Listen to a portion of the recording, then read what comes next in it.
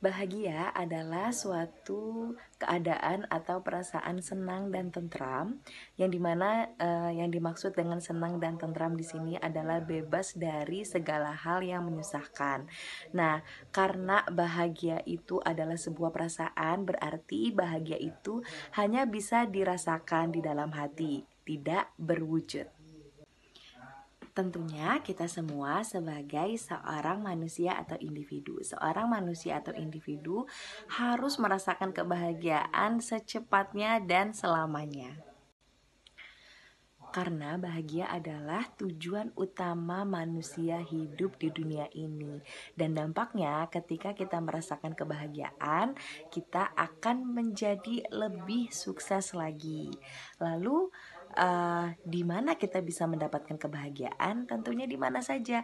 Ketika kita merasa nyaman dengan sesuatu, disitulah kita merasakan kebahagiaan. Jadi kebahagiaan bisa kita peroleh di mana saja. Ada 3 cara untuk menggapai kebahagiaan. Yang pertama, beriman.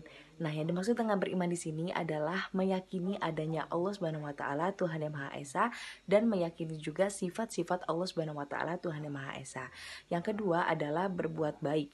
Berbuat baik yang dimaksud di sini adalah memberi sesuatu kepada orang lain. Memberi sesuatu itu bukan hanya tentang materi, tetapi juga bisa juga dengan ilmu atau sesuatu yang lain yang bermanfaat. Yang terakhir adalah belajar. Nah, yang dimaksud dengan belajar di sini adalah menghubungkan satu hal dengan hal yang lain.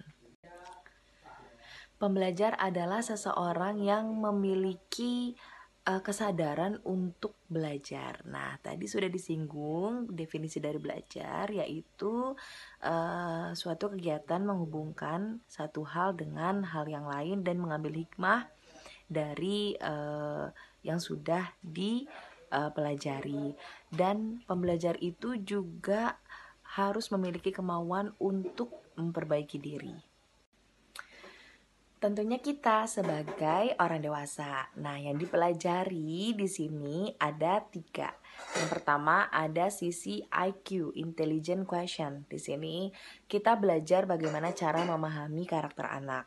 Yang kedua ada sisi EQ atau Emotional Question. Di sini kita belajar untuk meningkatkan judi tangkap, jujur, disiplin, tanggung jawab, kerjasama, dan peduli. Lalu yang terakhir kita belajar tentang sisi SQ atau Spiritual Question. Di sini kita mempelajari ilmu ketuhanan dan keimanan. Tentunya kapan saja ketika ada kesempatan, yuk diambil, karena belajar itu tidak terbatas oleh waktu dan tidak ditentukan oleh waktu. Jadi ketika ada kesempatan, yuk ambil supaya kita bisa menjadi pribadi yang lebih baik lagi ke depannya. Dan kenapa kita harus belajar? Karena dengan belajar kita jadi tahu hak anak itu ternyata dibagi menjadi 2. Ada hak bermain dan juga hak mendapat pendidikan. Selain itu dengan belajar kita juga jadi pribadi yang lebih baik lagi dari sebelumnya untuk kedepannya. Selain itu kita jadi bisa lebih menerima, karena yang namanya hidup itu tidak selalu atau tidak melulu sesuai dengan apa yang kita harapkan. Nah, dengan belajar kita jadi bisa menerima, bisa jadi orang yang lebih menerima ketika harapan tidak sesuai dengan ekspektasi atau tidak sesuai dengan apa yang terjadi. Selain itu, dengan belajar kita juga jadi bisa melatih diri dan mencari solusi dari setiap masalah. Tentunya di mana saja, karena belajar tidak mengenal tempat, tidak dibatasi oleh tempat juga. Nah, bagaimana cara belajarnya? Cara belajar itu dibagi menjadi beberapa tahapan. Mulai dari tahapan tahu. Di tahapan tahu ini kita hanya pernah mendengar atau melihat saja. Lalu naik menjadi tahapan paham. Di tahapan ini kita sudah mengetahui maknanya walaupun hanya sedikit. Naik lagi ke tahapan aplikasi. Di tahapan aplikasi ini kita menerapkan apa yang sudah kita tahu dan apa yang sudah kita pahami.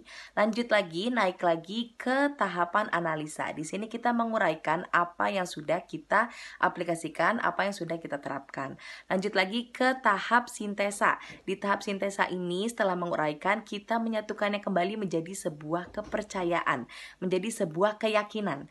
Nah, selanjutnya kita evaluasi apakah keyakinan ini sudah benar. Lalu naik lagi ke tahap terakhir, yaitu sosialisasi. Ketika kita merasa ini sudah benar dan kita sudah yakin, kita bagi ke orang banyak.